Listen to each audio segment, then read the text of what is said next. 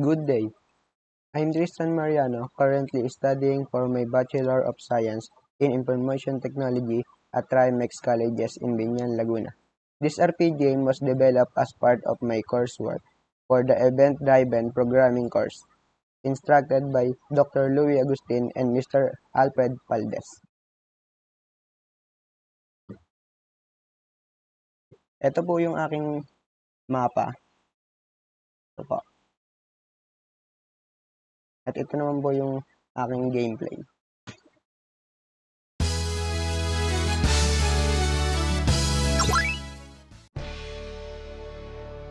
Ito po yung una kong karakter. Una pa pupunta po tayo dito sa may village.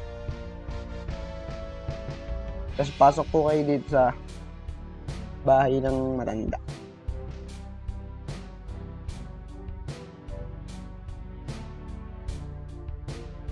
Tapos guess nyo lang yan.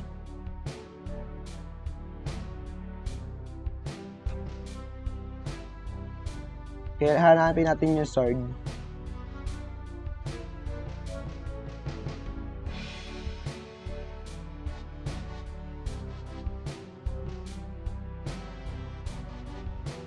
Nandito yung sword sa may kuweba.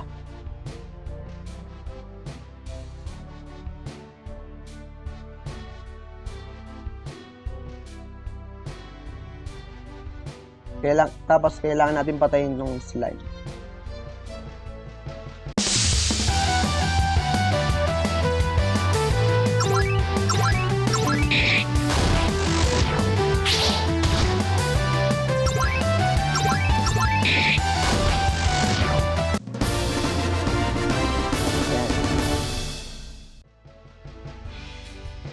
Tapos, eto na yung sword, kukunin natin.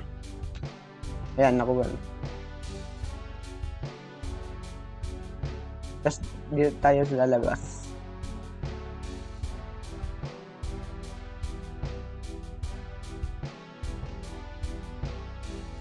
Tapos, balik tayo dito sa village. Tapos, pasok ulit sa may bahay. Tapos, isoli natin sa matanda yung sword. Yan, okay na. Tapos lalabas tayo dito.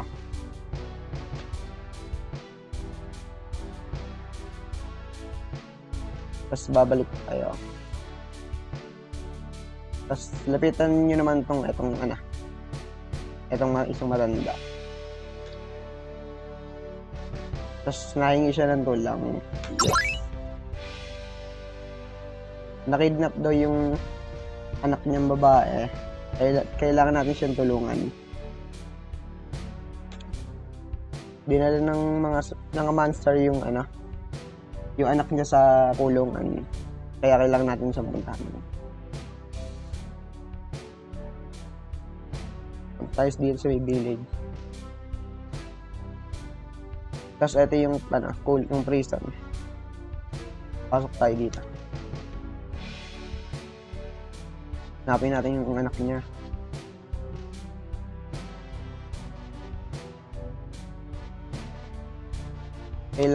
Dito lang nakapwesto yung anak niya. Dito natin makikita. Kailangan muna natin patayin yung panic. Ito.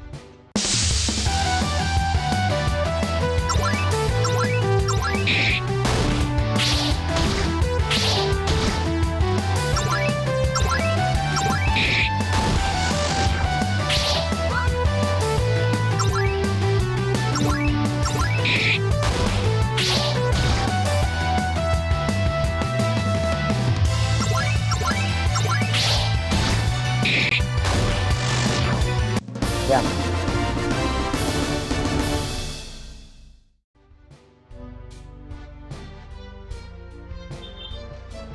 Yan, titingnan natin.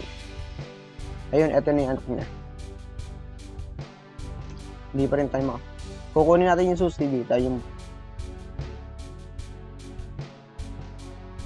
Eto, lalabas lang tong chest na to pag napatay na natin yung panic. Yan, okay na.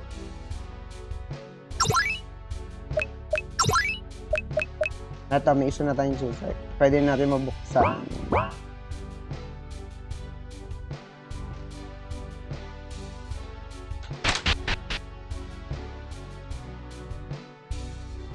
Okay na, nailigtas na natin ng kanya anak. Tapos balik tayo dun sa may anak, tatay niya.